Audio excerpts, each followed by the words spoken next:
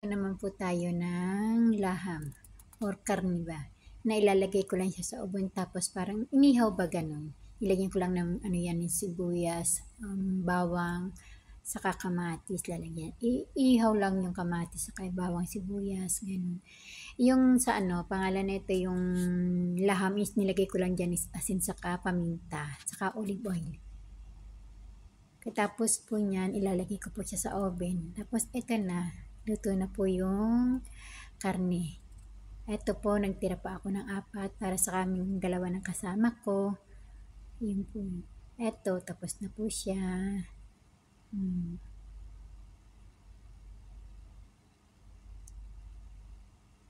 Okay na po yan.